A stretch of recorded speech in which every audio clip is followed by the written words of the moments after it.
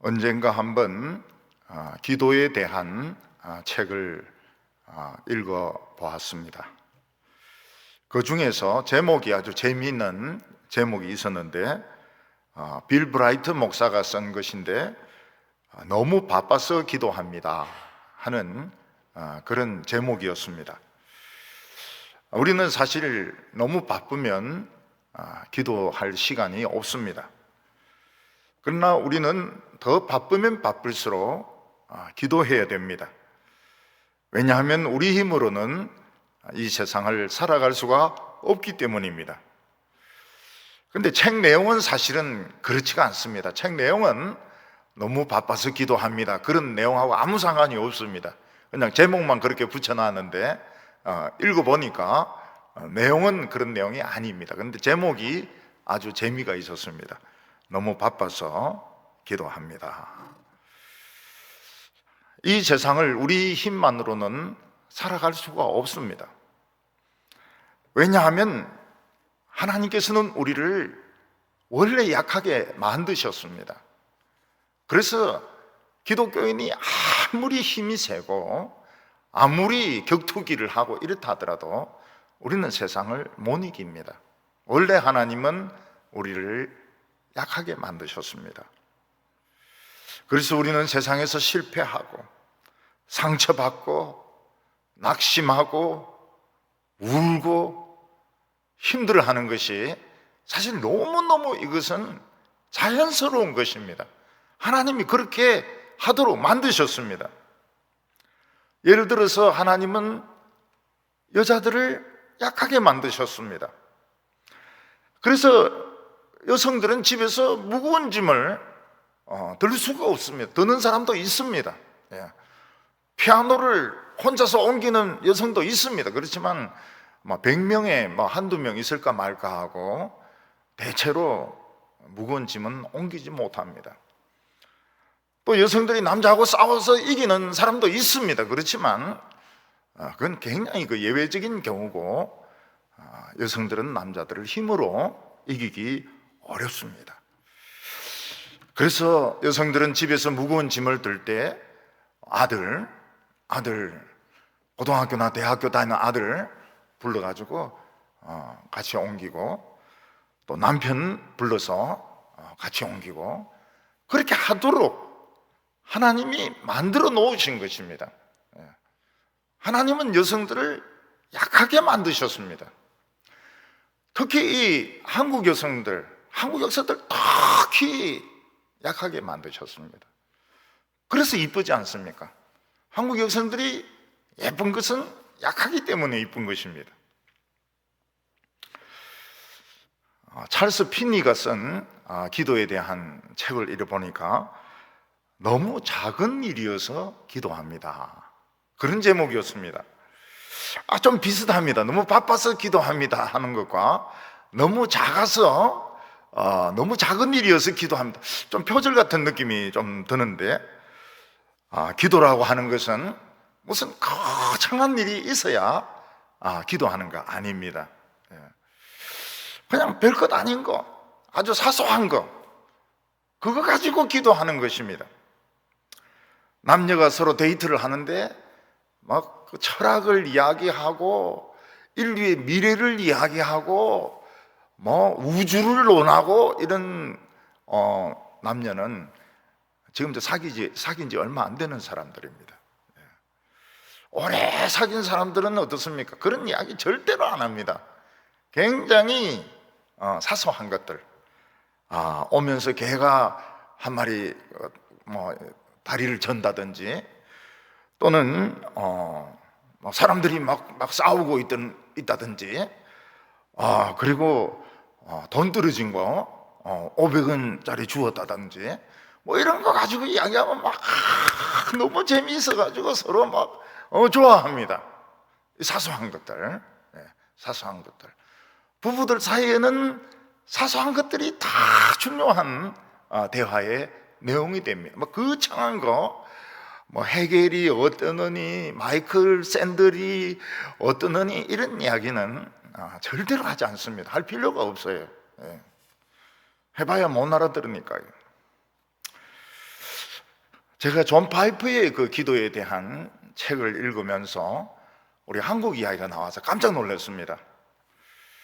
그는 그 책에서 금식 기도의 위력에 대해서 이야기를 하고 있었습니다.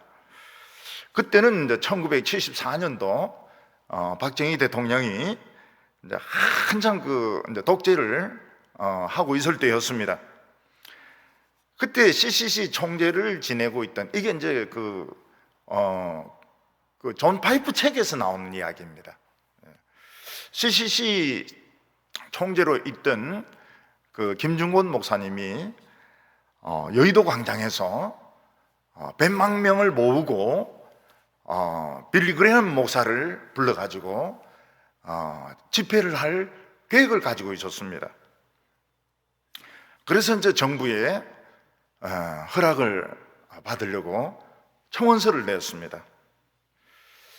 근데 그렇지 않아도 지금 여기저기서 데모를 하고 있는데, 아니 여의도에서 100만 명이나 기독교인들이 모여서 집회를 한다면 이건 굉장히 큰 데모가 일어날 수가 있는 것입니다. 그래서 박정희 대통령은 당연히 안 된다고, 절대 안 된다고 그거를 거절했습니다. 그때 김중곤 목사님과 스태프들은 그 책에 나오는 겁니다. 존 파이프의 책에 나오는 겁니다. 김중곤 목사님과 스텝은 40일을 작정하고 금식 기도를 시작했습니다. 그 40일을 딱 금식했을 때 정부에서 연락이 왔습니다. 무조건 해라. 무조건 집회해라. 이유도 없습니다. 그때 이제 제가 대학교 1학년 아닙니까? 여의도에 100만 명이 모였습니다. 거기 저도 있었습니다. 그 빌리 그레엄 목사의 설교는 그냥 평범한 복음적인 설교였습니다. 근데 통역이 더 설교를 잘했습니다. 통역이 빌리 그레엄보다 더 잘했습니다. 그래서 굉장히 유명해지게 됐는데, 그 사람이 김장한 목사입니다. 극동방송의 김장한 목사입니다. 키는 굉장히 작아가지고 발판 위에 올라가서 통역을 하는데 막 얼마나 통역을 잘하는지 김장한 목사는 그때부터 유명해지게 되었습니다. 그리고 이제 2부 순서로는 영락교회의 그 한경직 목사님이 설교를 했습니다. 그때 저는 한경직 목사님 설교를 처음 들었습니다. 처음이자 마지막으로 들었습니다. 그 이북 출신의 그 말씨, 그때 처음 들었어요. 우리 한국 교회는 막 이러면서 나오는데, 이 이북 말씨가 이렇구나. 예.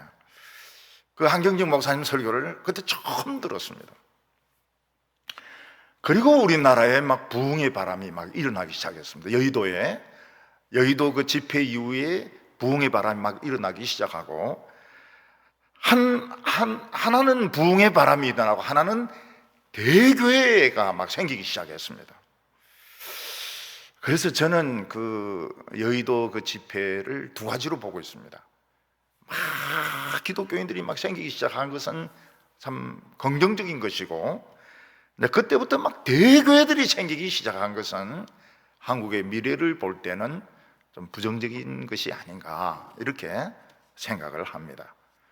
그러면서 이 존 파이프 목사는 한국에서 40일간 금식 기도한 것이 그 독재자의 마음을 바꾸었다, 이렇게 그 책에서 설명하고 있었습니다.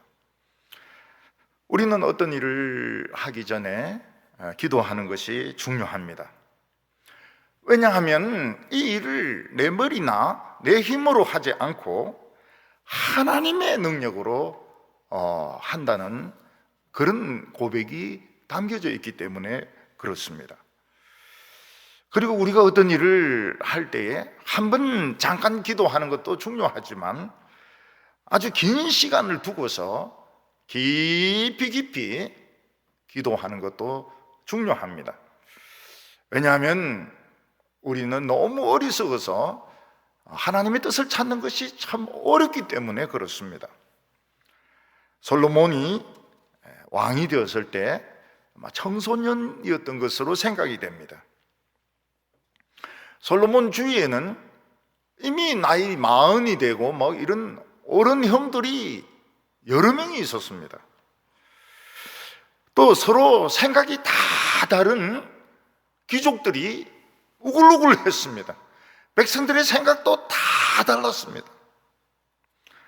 솔로몬은 왕이 되어서 기쁘다기보다는 이 무거운 짐을, 이 이스라엘이라는 무거운 짐을 지고 갈 자신이 없었습니다.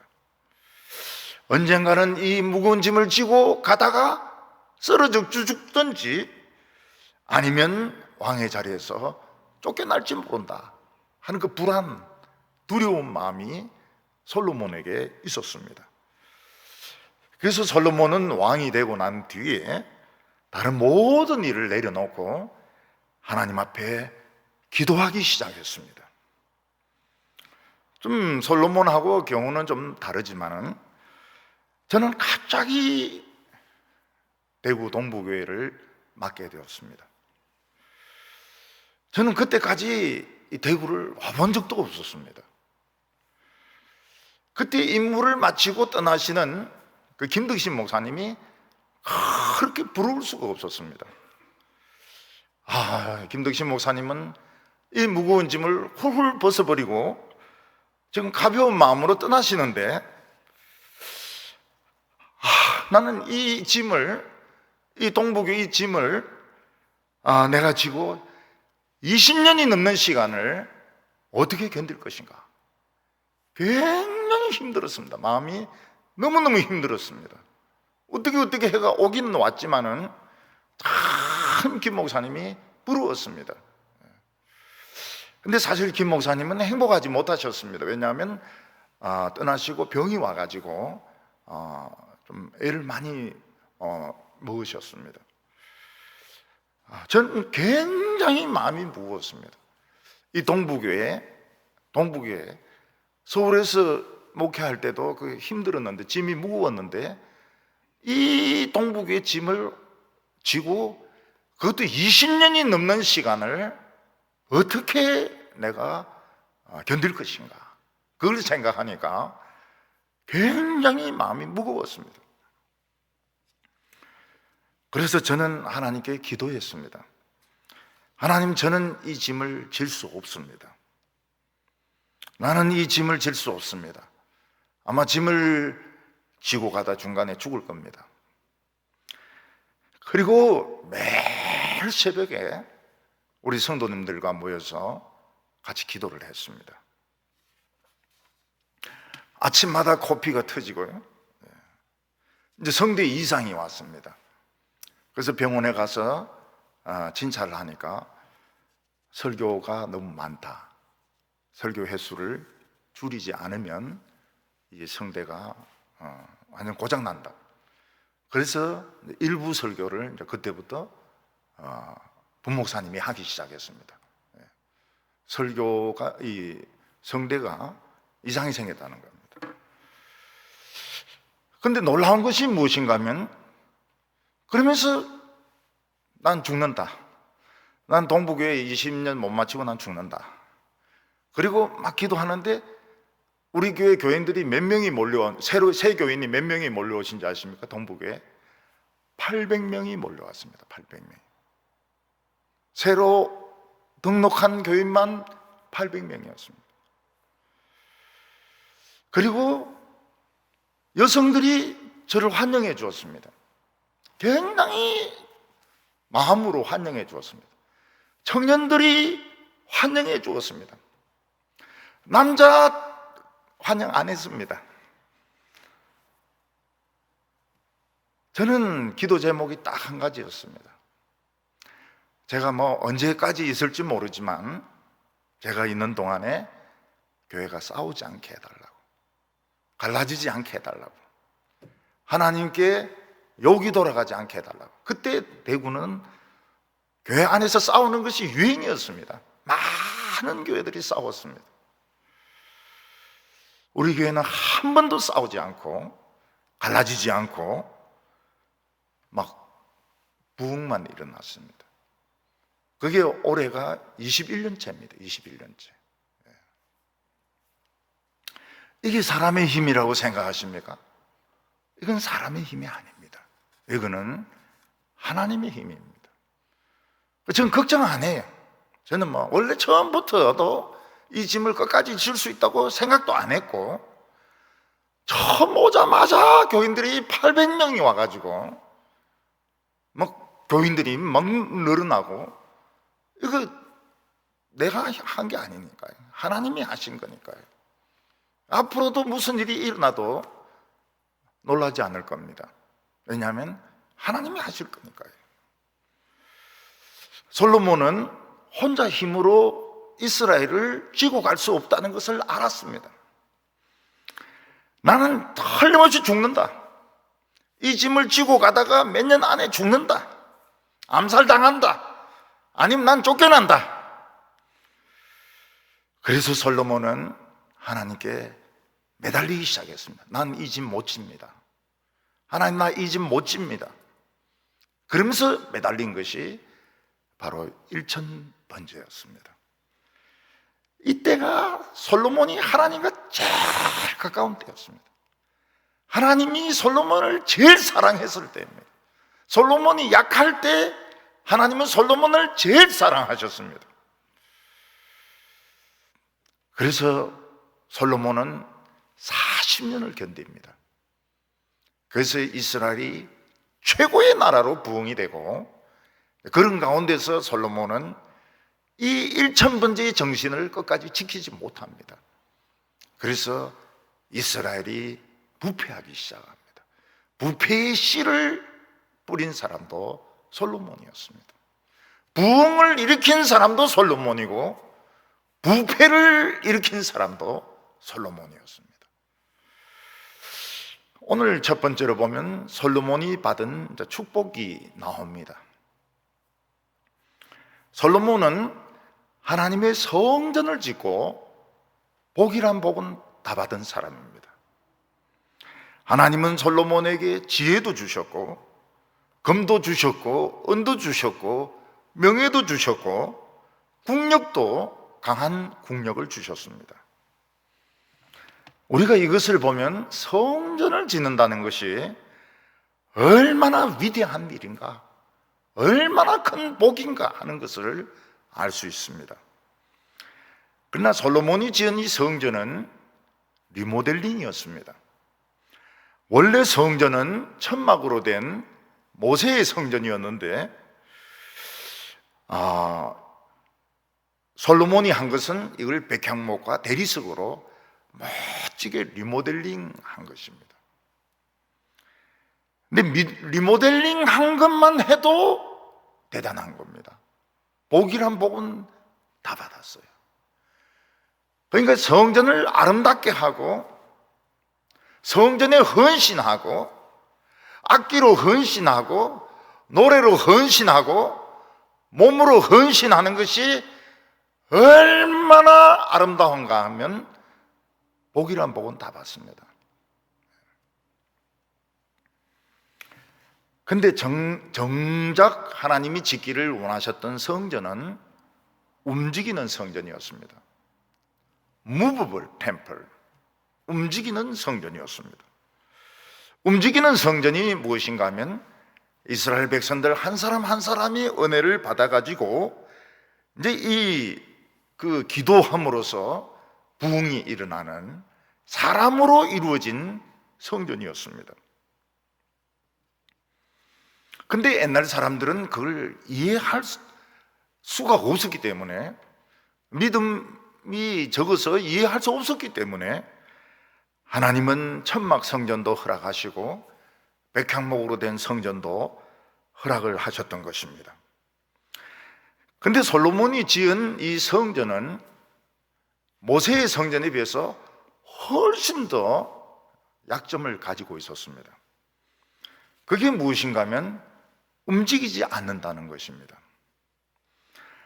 모세의 성전은 조립식으로 되어 있었기 때문에 항상 움직일 수가 있었습니다. 그래서 성전은 어느 한 곳에 고정된 것이 아니라 어느 곳에든지 가서 성전은 세울 수가 있었습니다.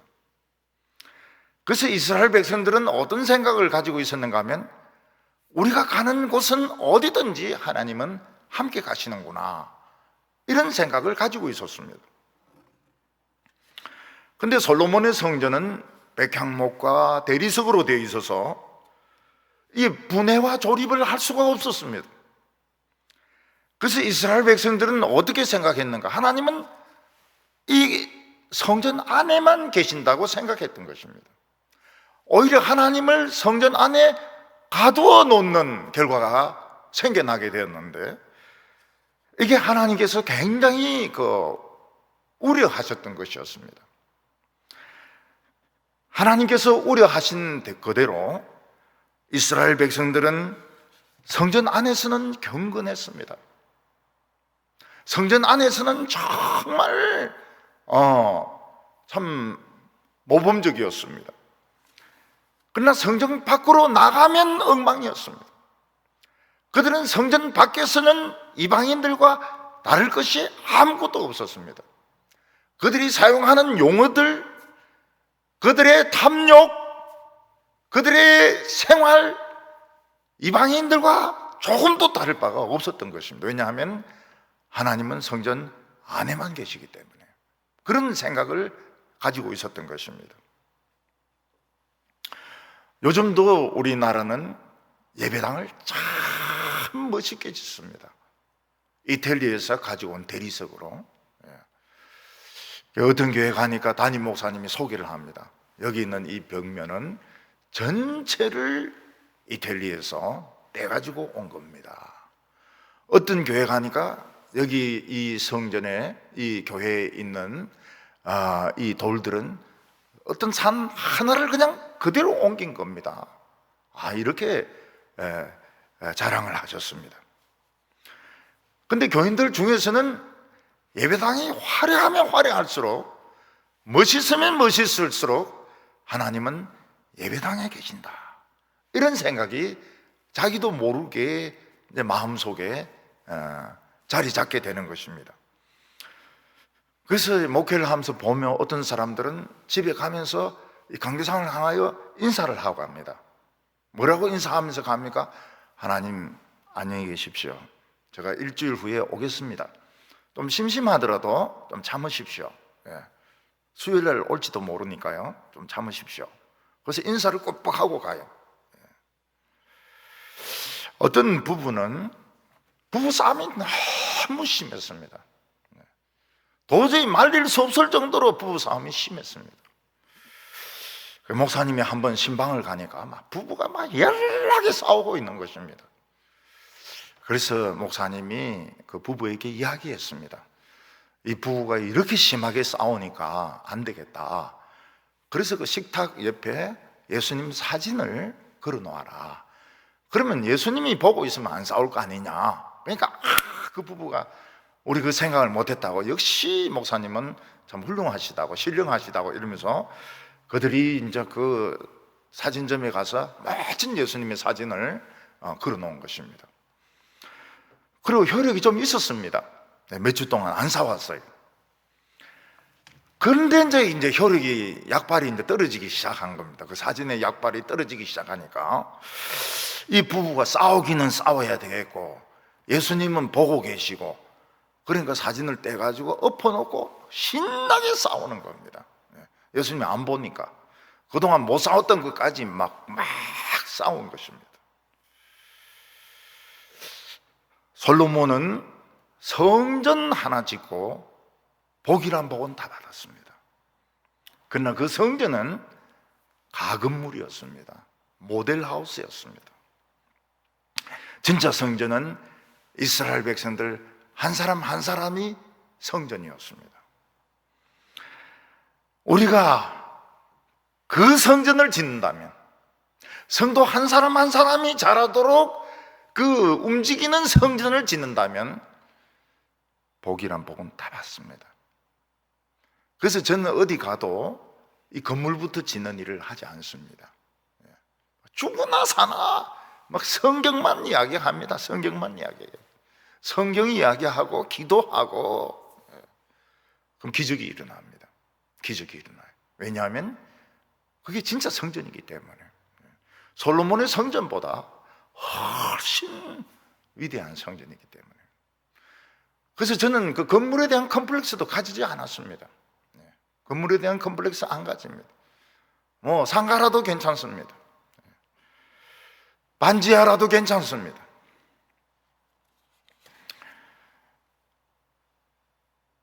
오늘 1절 말씀 보면 솔로몬이 애굽 왕 바로와 더불어 혼인 관계를 맺어 그의 딸을 맞이하고 다윗성에 데려다 두고 자기의 왕궁과 여호와의 성전과 예루살렘 주위의 성의 공사가 끝나기를 기다렸다, 이렇게 말씀이 나오고 있습니다. 솔로몬은 왕비로 누구를 채택을 했는가 하면 그 당시 세계 최강대국 바로의 딸을 왕비로 받아들였습니다. 여기서 우리는 두 가지를 생각하게 되는데, 하나는 무엇인가 하면 솔로몬 때 이스라엘은 진짜 국가다운 국가로 인정을 받기 시작했다는 것입니다. 사울 때만 해도, 다윗 한 초기 정도 때만 해도 이스라엘은 그냥 뜨돌이 그 부족이지 나라로 인정을 받지 못했습니다. 그러나 솔로몬 때 와가지고는 세계 최고 강대국인 그 애굽의 공주를 부인으로 받아들임으로, 왕비로 받아들임으로, 퍼스트 레이디로 받아들임으로써 이스라엘은 세계적인 국가 중에 하나로 인정을 받게 된 것입니다. 그런데 이 안에 부정적인 요소가 들어 있습니다. 그 부정적인 요소는 무엇입니까? 이 바로의 딸은 하나님을 믿는 사람이 아니었다는 것입니다. 바로의 딸은 아주 미인이었을 것입니다. 왜냐하면 옛날 문헌에 의하면 그 애굽에 있는 귀족들 또 그 공주들은 아주 고급 화장품을 쓰고 햇빛도 안 쬐이고 뭐 그렇기 때문에 그 피부는 굉장히 그 부드럽고 미인이었습니다. 그래서 최고의 미인을 왕비로 택한 것입니다. 그러나 이스라엘의 왕비는 신앙의 인물이어야 했습니다. 신앙의 어머니여야만 했습니다. 기도하는 사람이어야만 했습니다. 기도하는 여성이 이스라엘의 왕비가 되어야 되는 겁니다. 그러나 솔로몬은 세계적인 인정을 받으려고 하다 보니까 그 신앙적인 여자를 택할 수가 없었습니다. 그래서 신앙은 없지만, 이방 신을 섬기지만 이쁜, 그리고 큰 나라의 딸인 이 바로의 공주를 왕비로 맞이하게 된 것입니다. 이것이 바로 현실과 이상의 차이입니다. 우리는 항상 이상과 현실의 차이를 느낍니다. 우리는 인물도 좋고 신앙도 좋고 그런 사람을 원하는데 그런 사람은 없습니다. 직장도 마찬가지입니다. 복음도 전하고 막 일도 열심히 하고 그런 직장이 없어요. 그런 직장이 없어요. 우리가 아가스를 보면 솔로몬이 그 시골에서 정말 순수한 때묻지 않은 그 술라미 여인을 만나가지고 참 사랑을 느낍니다. 그리고 그 술라미 여인을 예루살렘으로 데려가고 갑니다. 그럼 왜 솔로몬은 비록 얼굴은 검지만 아름다운 술라미 여인을 왕비로 삼지 않았을까요? 술라미 여인을 데리고 갈 때는 이미 결혼을 한 겁니다. 이미 결혼을 했어요. 이미 바로의 공주가 왕비로 들어와 있었던 것입니다. 그리고 여러 명의 부인이 있었고 첩도 여러 명이 있었던 것입니다. 그래서 술람미 여인은 뭡니까? 그러면 첩 중에 하나인 겁니다. 첩 중에 하나. 예루살렘에 갔지만 첩 중에 하나인 겁니다. 우리는 이상과 현실 사이에 항상 이런 갭을 느낍니다. 이 교회도 마찬가지입니다. 교회도 참 성경적으로 사랑으로 하기를 원하지만은 실제로 그런 교회는 없습니다. 존재하지가 않아요. 시기하고 질투하고 미워하고 항상 그렇습니다. 항상 그래요. 그래서 그냥 그러려니 해야 됩니다. 그러려니 이렇게 해야 됩니다. 신학생들은 더 하나님을 배우고 싶은 열정에서 신학교를 갑니다. 가보면은 안 좋은 이야기들 많이 듣거든요. 그냥 방황을 해요. 신학교 들어가서 방황을 하는 신학생들이 엄청나게 많습니다. 그건 왜냐하면 이상적으로 생각했어요. 작년하고 올해는 방황하는 학생들이 굉장히 적다고 그래요. 왜 그런가 하면 학교 안 가니까. 학교도 안 가고 코로나도 퍼지고 이러니까 현실을 안 보니까 실망을 덜 하는 겁니다. 졸업할 때까지 계속 코로나 있으면 아주 순수한 신학생들 나오죠. 실력은 없지만. 우리는 다윗이 당연히 술람미 여인 같은 이런 참 겸손한 여자, 기도하는 여자, 이런 여자하고 결혼할 줄 알았는데 벌써 또 결혼이 돼 있는데 보니까 신앙은 개뿔도 없고 맨날 화장만 하는 그런 여자가 왕비가 되어 있는 겁니다. 솔로몬은 아직 성전도 짓지 못하고 왕궁도 짓지 못했습니다. 근데 하나님은 그거 가지고 뭐라 하지는 아니하셨습니다. 솔로몬은 자기가 깨달은 것이 뭔가 하면 나는 이스라엘의 짐을 지고 갈 수 없다. 내가 이 짐을 지고 가다가 몇 년 안 가서 죽는다. 그래서 하나님께 매달렸습니다. 하나님 도와주십시오. 하나님 저와 함께 가셔야 됩니다. 그게 바로 일천번제였습니다. 이미 솔로몬은 하나님을 사랑했고 하나님의 말씀대로 살고 있었습니다. 근데 그런 정도로는 왕의 자리를 유지할 수가 없었습니다. 왜냐하면 너무 세상이 강했기 때문에, 귀족들이 너무 고집스러웠기 때문에, 백성들이 너무 못됐기 때문에 그 평소에 기도하고 성경 보고 그런 것으로는 차원이 틀린 겁니다. 그래서 솔로몬은 죽을 각오를 하고 하나님께 기도하기를 시작했습니다. 3절에 솔로몬이 여호와를 사랑하고 그의 아버지 다윗의 법도를 행하였으나 산당에서 제사하며 분향하였더라. 솔로몬은 사랑했습니다. 다윗의 법도를 지키고 있었습니다.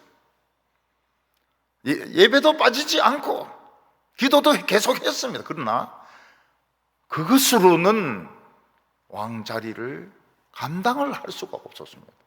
왜냐하면 세상은 쓰나미와 같이, 죄악이 쓰나미와 같이 사람들이 너무너무 업무와 술수와 미움과 시기와 질투가 막 밀려오기 때문에 평소에 이 신앙으로는 안 된다는 걸 알았습니다. 그래서 어떻게 합니까? 결사적인 기도를 시작합니다. 그게 일천번제였던 것입니다. 오늘 우리들도 보면 교회 와서 말씀 잘 듣습니다. 기도도 계속합니다. 그리고 하나님 말씀대로 살려고 애도 씁니다. 그러나 어떤 때는 보면 너무 강한 적이 덤벼들 때가 있습니다. 너무 강한 시험이 몰려올 때가 있습니다. 정신을 차릴 수 없을 정도로 사탄의 세력이 몰려올 때가 있습니다. 지옥에서 마귀들이 새까맣게 올라와 가지고 덤벼들 때가 있습니다. 그때는 어떻게 해야 됩니까? 그때는 목숨 걸고 기도를 해야 됩니다. 목숨 걸고 하나님 앞에 부르짖어야 됩니다. 그렇지 않으면 죽습니다. 감당을 못해. 감당을 못해. 그때는 마귀가 출동하는 날입니다. 오늘 두 번째로는 솔로몬의 일천번제가 나옵니다. 솔로몬은 처음 왕이 되었기 때문에 눈코 뜰 새 없이 바빴습니다. 그는 신하들의 의견도 들어야 되고 외교관들의 인사도 받아야 됩니다. 이스라엘이 가지고 있는 재산이나 군사력도 파악을 해야 되고 또 전쟁 준비 상황 이런 것도 다 체크를 해야 됩니다. 그런데 솔로몬은 그런 걸 하나도 하지 않습니다. 왜냐하면 그런 거 해봤자 내 힘으로는 안 된다는 걸 아는 겁니다. 그렇게 해봐야, 내가 죽을 똥 살 똥 해봐야 세상은 더 강하다, 그걸 아는 겁니다. 그래서 솔로몬은 천일을 작정하고 하나님께 기도하기 시작했습니다. 4절에 보면 이에 왕이 제사하러 기브온으로 가니 거기는 산당이 큼이라 솔로몬이 그 제단에서 일천번제를 드리니라. 일천번제에 대해서 사람들이 참 해석이 구구하고 아주 그 비판적인 사람들도 많습니다. 그 바쁜 왕이 어떻게 일천번제를 드렸겠느냐. 그래서 어떤 학자는 솔로몬이 양 1000마리를 한꺼번에 다 죽여가지고 바치고 한꺼번에 그냥 일천번제를 드렸을 거다, 그렇게 해석을 하는 사람도 있습니다. 그런데 아무리 양이 많아도 그건 한 번의 제사지 일천번제라고 부르지 않습니다. 양 1000마리 잡아 죽였다 해서 일천번제다 이렇게 말하지 않습니다. 그건 하나의 번제인 겁니다. 양만 많은 것이지 일천번제는 아닌 겁니다. 그리고 어떤 사람들은 이스라엘은 아침에 번제 드리고 저녁에 번제 드리게 되어 있습니다. 그러면 이제 2번 있지 않습니까? 그러면 낮에 한 번 이렇게 하면 3번 아닙니까? 그러면 한 300일 정도면 일천번제 드렸을 거다, 이렇게 생각을 해서 한 300일 정도 번제를 드렸을 것이다. 그러니까 한꺼번에 드렸을 거다 생각하는 사람도 많아요. 그런데 아침에 드리고 저녁에 드리는 것은 솔로몬의 제사가 아닙니다. 그거는 이스라엘 국민들이 드리는 제사지 솔로몬의 제사가 아니에요. 솔로몬의 일천번제가 되려면 자기가 1000번을 드려야 되는 겁니다. 그래서 솔로몬은 하루에 한 번씩 아마 1000일, 한 3년 정도 이 번제를 드렸다고 저는 그렇게 믿습니다. 그럴 가능성이 많습니다. 하루에 한 번씩. 그 이유도 있습니다. 그러니까 아침에 드리는 상번제, 저녁에 드리는 하번제는 이건 하나님이 명령해서 지키는 것이지 솔로몬 자기 번제가 아니에요. 솔로몬은 하루에 한 번씩 1000일 동안 하나님께 바친 것이 틀림이 없습니다. 솔로몬이 그 번제 한 번 드리는데 시간이 얼마나 걸리겠습니까? 송아지 한 마리 태우고 염소나 양 한 마리 태우는데 시간이 얼마나 들겠습니까? 보통 2시간 정도 든다고 봐야 됩니다. 그러니까 2시간 동안 솔로몬은 기도하는 겁니다. 번제물은 타고 솔로몬은 기도하는 것입니다. 근데 왕이 번제를 드리고 있는 동안은 죽이기 좋은 시간이거든요. 누가 반역을 일으켜서 찔러 죽이면 어떻게 합니까? 적들이 쳐들어와서 포위해서 죽이면 어떻게 합니까? 그때 솔로몬이 가진 생각이 무엇인가 하면 그것도 좋은 일이라는 거예요. 하나님께 번제드리다가 죽으면 좋은 일이라는 겁니다. 예배드리다가 죽으면 좋은 일이라는 겁니다. 우리 교회 할머니 중에서 한 분이 예배 마치고 딱 나가다가 돌아가셨어요. 참 좋은 일이죠. 가족들도 다 그렇게 생각해요. 너무너무 좋은 일이었다. 은혜 실컷 받고 인사하고 계단 다 내려가가지고 저 찻길 거기서 돌아가셨어요. 목사는 목회하는 중에 죽는 것은 좋은 겁니다. 최고의 영광이죠. 최고의 영광이죠. 그걸 두려워할 필요가 없습니다. 내가 설교하다가 막 심장이 이상해가지고 죽으면 어떡해. 그 걱정할 필요가 없어요. 그건 진짜 영광스러운 겁니다. 어차피 죽는 건데, 어차피 인간은 죽는 건데, 예배드리다가 설교하다가 죽는 거는 너무너무 좋은 거죠. 그래서 솔로몬이 가지고 있는 생각은 뭔가 하면 내가 번제 드리다가 죽으면 죽으리라. 좋다는 거예요. 어차피 나는 이 짐을 지고 갈 수 없으니까 번제하다가 반역이 일어나고 번제 드리다가 적이 쳐들어오고 그래가지고 죽으면 그것도 좋다는 거예요.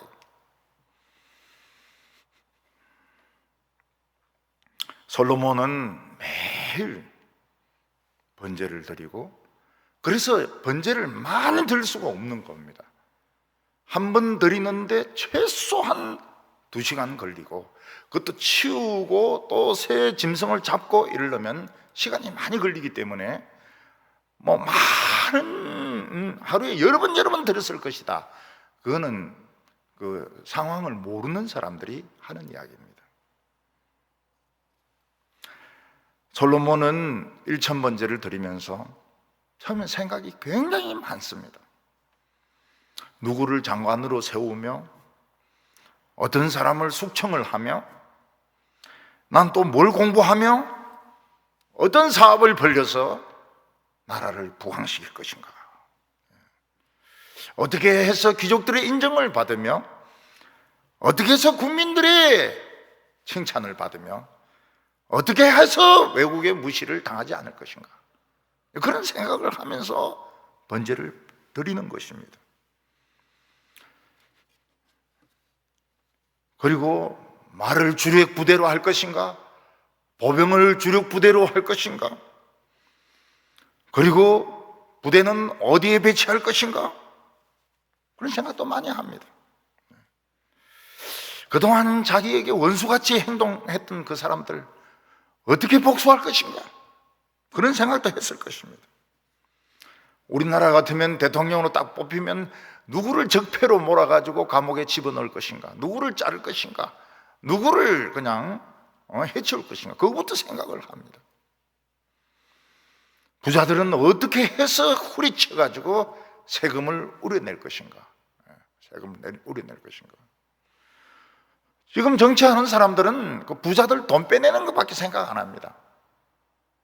가난한 사람들이야 막 굶어 죽든 말든 상관 안 해. 어떻게 하면 부자들 후려치가지고 상속세 막 때리고 정려세 때리고, 그리고 집 하나 있는 사람도 그냥 때립니다. 그래가지고 어떻게 해서 돈을 끌고 모으느냐, 그것만 생각해요. 딴 거 생각 안 합니다.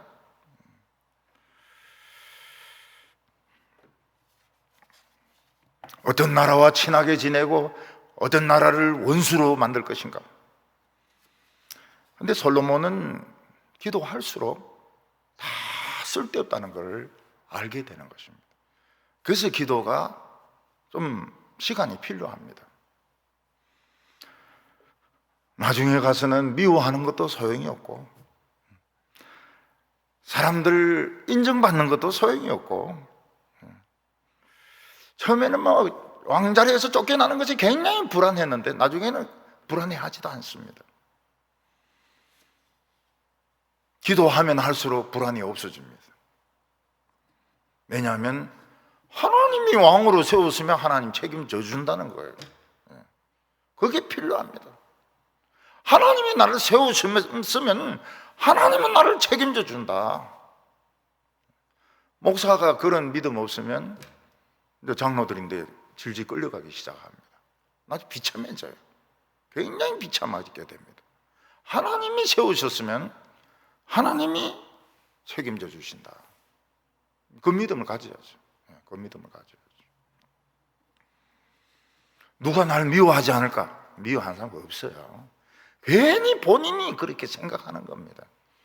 알고 보면 다 좋은 사람들이에요. 솔로몬은 하나님께 무엇을 달라고 할까 생각을 해봤습니다.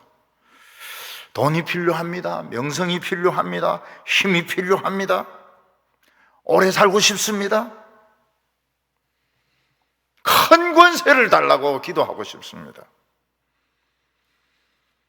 솔로몬은 아프지 않고 건강하게 살고 싶습니다.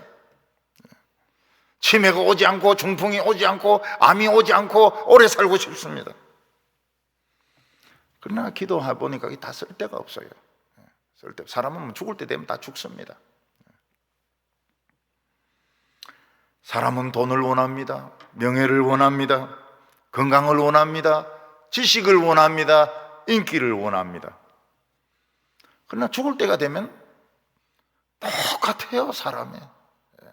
죽을 때 되면 죽는 사람들은 똑같이 생겼습니다. 똑같이 생겨서 구별이 잘 안 돼.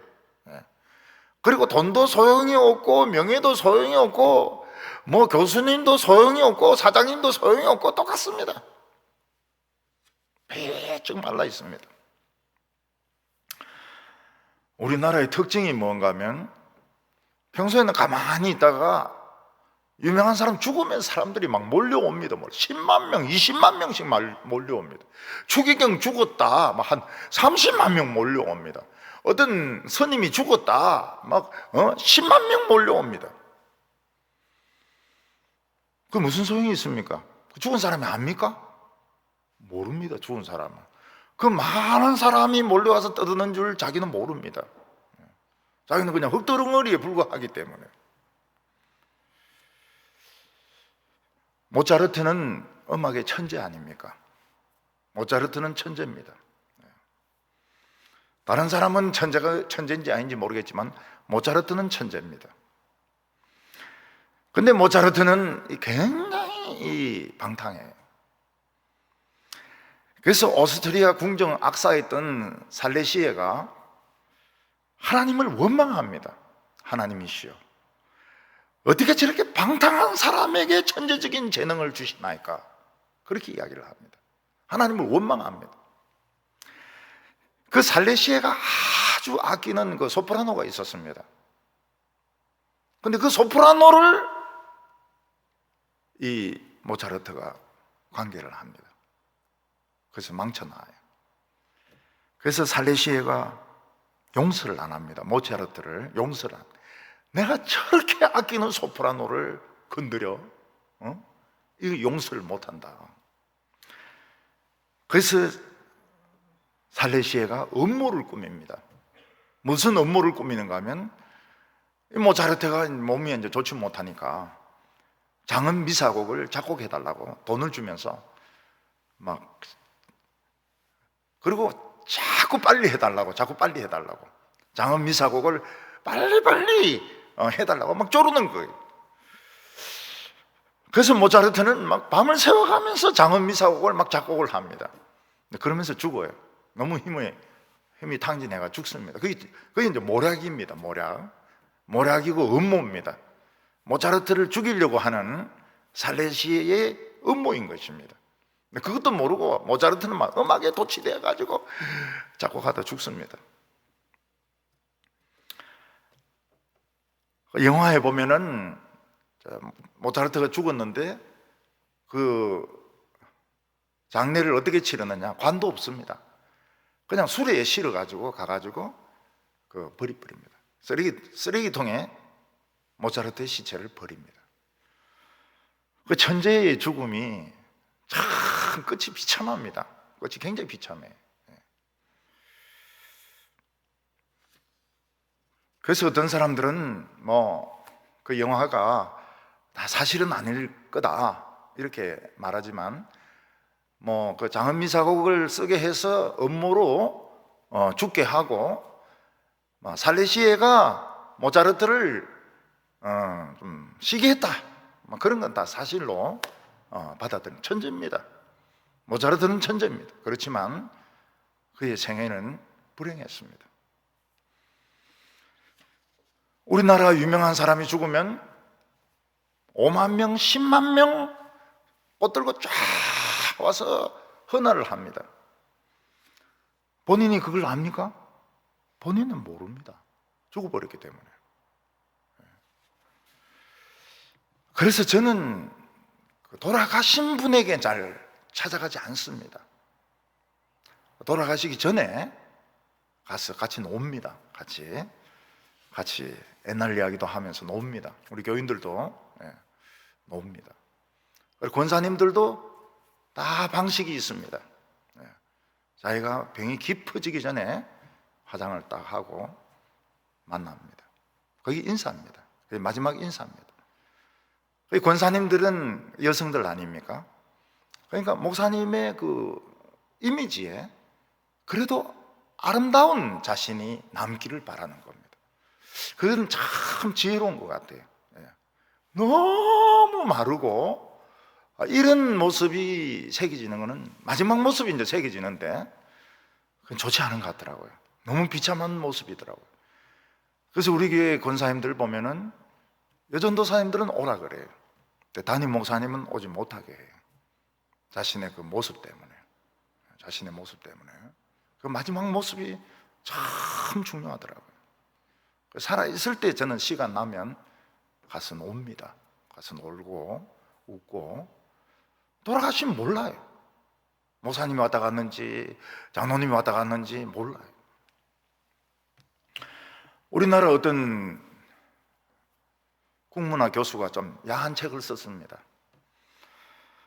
그럴 수도 있는데 잘렸어요. D.H. 로렌스 같으면 훨씬 더 야하거든요. 근데 그 사람 책은 내가 안 읽었지만은 야한 책을 썼다 해가지고 잘렸어요. 그래서 이 사람이 이제 복직이 나중에 됐는데 우울증이 왔습니다. 우울증으로 고생을 많이 했어요. 그러다가 자살을 했습니다. 교수가 자살을 했습니다. 자살하고 난 뒤에 사람들은 그를 막 좋게 평가하고 사실은 저 사람이 윤동주의 권위자다. 박사 논문이 윤동주의 시였다. 그러면서 그 야한 책이 막 굉장히 비싸게 팔리는 겁니다. 사람들이 뭐라고 말합니까? 자기가 그렇게 유명해질 줄 알았더라면 절대로 자살 안 하는 건데 그걸 몰랐기 때문에 자살했다는 겁니다. 솔로몬은 998일을 기도했습니다. 응답이 없어요. 999일을 기도했습니다. 응답이 없습니다. 솔로몬은 1000일을 기도했습니다. 응답이 있었습니다. 그래서 우리가 금방 기도가 응답이 안 된다 해가지고 낙심하면 안 됩니다. 그 1000일 만에 솔로몬이 깨달은 것이 무엇입니까? 자신의 무지였습니다. 나는 어리석다. 나는 아무것도 모른다. 그걸 깨닫는데 1000일이 걸렸던 것입니다. 하나님이 지혜를 주시지 않으면 난 망한다. 1000일 만에 깨달은 게 그겁니다. 전에도 알고 있었지만 확실히 깨달은 것이 1000일 만에 깨달은 겁니다. 오늘 세 번째로 하나님의 기도 응답이 나옵니다. 솔로몬은 1000번째를 하나님께 기도로 드렸습니다. 그러면서 그동안 마음속에 무슨 생각이 듭니까? 내가 정말 이 쓸데없는 데 시간을 허비하는 거 아니냐? 하나님은 응답 안 하시는데 내가 쓸데없이 이 귀한 시간을 낭비하는 거 아닌가? 내가 이 기도에만 몰두하는 거는 이건 참 잘못된 거 아닌가? 그런 생각이 수도 없이 드는 것입니다. 왜냐하면 응답이 없었기 때문에. 근데 솔로몬이 천일을 채웠을 때 하나님의 음성이 들렸습니다. 5절에 기브온에서 밤에 여호와께서 솔로몬의 꿈에 나타나시니라. 하나님이 이르시되 내가 내게 무엇을 줄고 너는 구하라. 여기서 우리가 솔로몬이 번제를 드린 시간이 언제란 걸 알 수 있습니다. 깊은 밤이었습니다. 깊은 밤.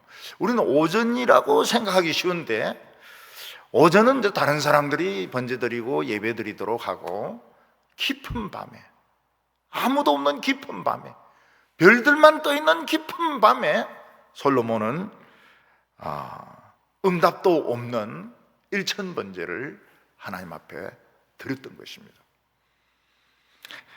그리고 일천일이 꽉 찼을 때 깜빡 졸았습니다. 너무 피곤해가지고 깜빡 졸았습니다. 그때 하나님의 음성이 들린 겁니다. 5절에 기브온에서 밤에 여호와께서 솔로몬의 꿈에 나타나시니라.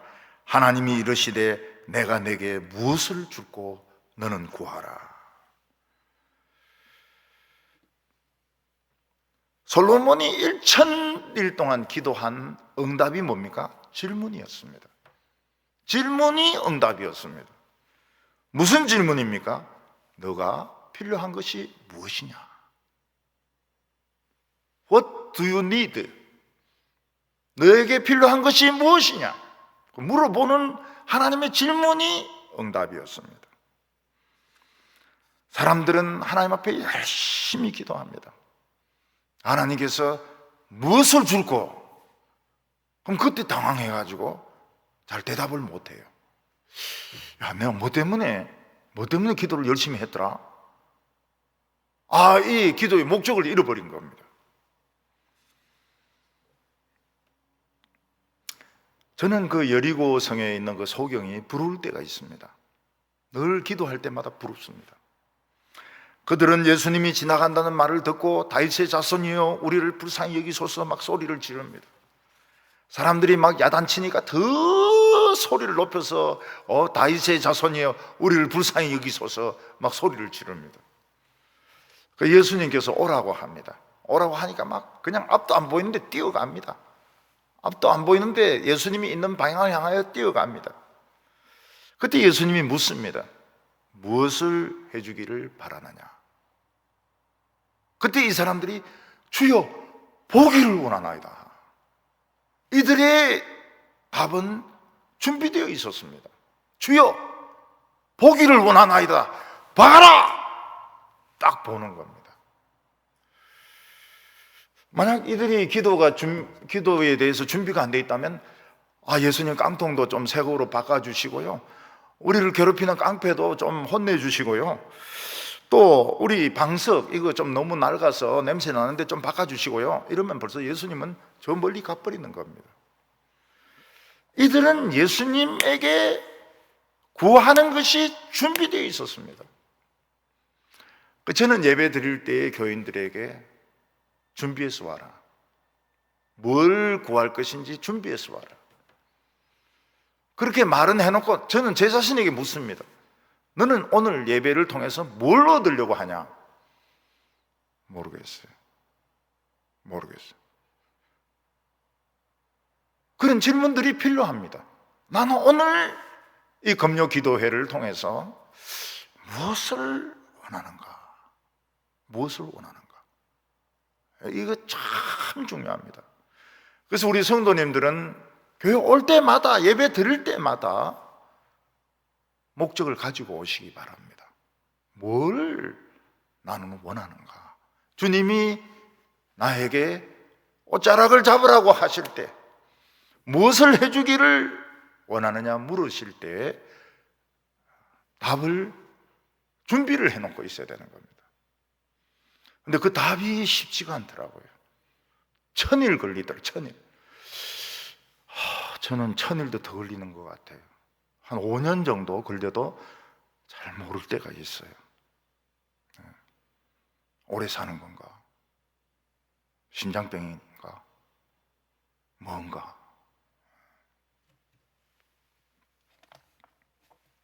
솔로몬은 1000번째 드리는 동안에 미움이나 나쁜 생각들, 쓸데없는 생각들이 다 없어졌습니다. 그리고 마지막 남는 것이 무엇입니까? 하나님의 말씀, 지혜가 필요하구나. 딱 답이 나오는 겁니다. 하나님이 너는 무엇을 원하느냐? 내가 무엇을 줄고? 저는 아무것도 모르는 어린아이입니다. 이 백성들은 다 어른이고 고집이 셉니다. 저에게 말씀을 주십시오. 지혜를 주십시오. 이게 하나님이 원하시는 답이었습니다. 10절에 솔로몬이 이것을 구하매 그 말씀이 주의 마음에 든지라. 솔로몬이 하나님의 뜻을 찾는데 1000일이 걸렸습니다. 이 1000일 동안 쓸데없는 욕망들, 쓸데없는 생각들을 다 버렸던 것입니다. 하나님은 솔로몬의 그 요구를 칭찬하셨습니다. 네가 오래 사는 것도 원하지 않고, 부귀영화도 구하지 않고, 원수 갚는 것도 구하지 않고, 오직 하나님의 지혜를 구하는구나. 그래서 하나님께서는 너에게 내 지혜를 주겠다. 그래서 앞으로도 그렇고 옛날에도 그렇고 너 같은 지혜를 가진 사람은 나오지 않을 거라고 말씀하셨습니다. 그리고 하나님은 솔로몬에게 뭐라고 하면 네가 기도하지 않았던, 요구하지 않았던 부귀와 영화와 장수와 모든 축복을 더하여 주겠다. 그 나라와 그 의를 구하라. 그리하면 이 모든 것을 더하여 주실 것이요. 너희가 악한 자라도 자식에게 좋은 것을 줄 알거든. 하물며 하늘에 계신 아버지께서 좋은 것을 너희에게 주시지 않겠느냐. 하나님께서는 솔로몬에게 뭐라고 말합니까? 너희 아버지 다윗같이만 믿으라. 더 잘 믿으려고 하지 말고, 더 못 믿으려고 하지도 말고 그냥 다윗처럼만 믿어라. 그럼 내가 모든 복을 다 주겠다고 말을 했습니다. 우리 성도님들, 이렇게 믿으면 되는 겁니다. 이렇게 믿으면 돼요. 코로나 오면서 조금 처지는 느낌이 들긴 듭니다. 어쩔 수가 없어요, 인간이. 그거는 코로나 끝나고 또 다시 시작하면 됩니다. 그냥 너무 잘 믿으려 하지 말고, 너무 못 믿으려 하지 말고, 개판 치려고 하지 말고, 지금까지 믿은 대로만, 좌로나 우로나 치우치지 말고 뭐 이대로 쭉 가면 내가 책임지겠다. 이게 하나님의 응답이었습니다. 솔로몬이 깨보니까 꿈입니다. 그게 꿈입니까? 아니면 하나님의 약속입니까? 그게 꿈입니까? 하나님의 약속입니까? 이는 하나님의 약속입니다. 그래서 솔로몬이 안 갑니다. 집에 안 갑니다. 거기서 다시 번제를 드립니다. 나 응답받았네. 나 응답받았네. 나 오늘 하나님의 약속 받았네. 안 갑니다. 안 가고 오늘 주신 말씀은 나에게 주신 약속입니다. 내 것으로 가지겠습니다. 다시 번제를 드립니다. 거기서 잔치를 합니다. 밤에 잔치를 합니다.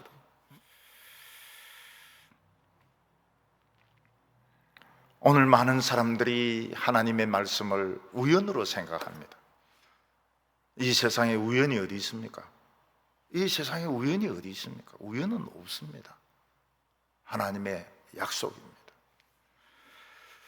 우리 성도님들은 오늘 말씀을 자기 것으로 만드시기 바랍니다. 나에게 주시는 약속으로 만드시기 바랍니다. 그래서 기도하세요. 오늘 말씀은 저에게 주시는 약속입니다. 다시 번제를 드리겠습니다. 오늘 하나님이 주신 약속, 나는 이거 영원히 붙들고 살겠습니다. 누가 뭐라고 말해도, 아버지가 뭐라고 말하고, 엄마가 뭐라고 말하고, 언니가 뭐라고 말해도 나는 이 약속 붙들고 살겠습니다. 이보다 더 가난하고 더 비참해져도 나는 절대로 주눅이 들지 않겠습니다. 우리 성도님들은 하나님의 말씀을 오늘 내 것으로 삼으시기 바랍니다. 오늘 내 것으로 삼고 가세요. 우연이라고 생각하지 마세요. 하나님의 약속이 이루어질 겁니다. 기도드리겠습니다. 거룩하신 하나님 아버지, 놀라우신 우리 아버지, 솔로몬이 지고 갈 수 없는 짐을 40년간 지게 하셨던 하나님, 솔로몬을 혼자 내버려 두지 아니하시고 그와 함께 짐을 지셨던 하나님, 오늘 우리도 이 세상 인생을 우리 힘으로는 살아갈 수 없습니다. 사람들은 옛날보다 훨씬 더 악해졌습니다. 병균조차도 너무너무 악해졌습니다. 이 세상 사람들은 강팍해졌습니다. 그러나 우리는 어린아이고 여인이고 약한 자들입니다. 주여 도우소서. 주여 우리와 함께하여 주시옵소서. 우리에게 하나님의 말씀을 주시고 믿음을 주소서. 절대로 무릎 꿇지 않게 하여 주시고 두려워하지 않게 하여 주시고 불안하지 않게 하여 주시옵소서. 예수님의 이름으로 기도하옵나이다. 아멘.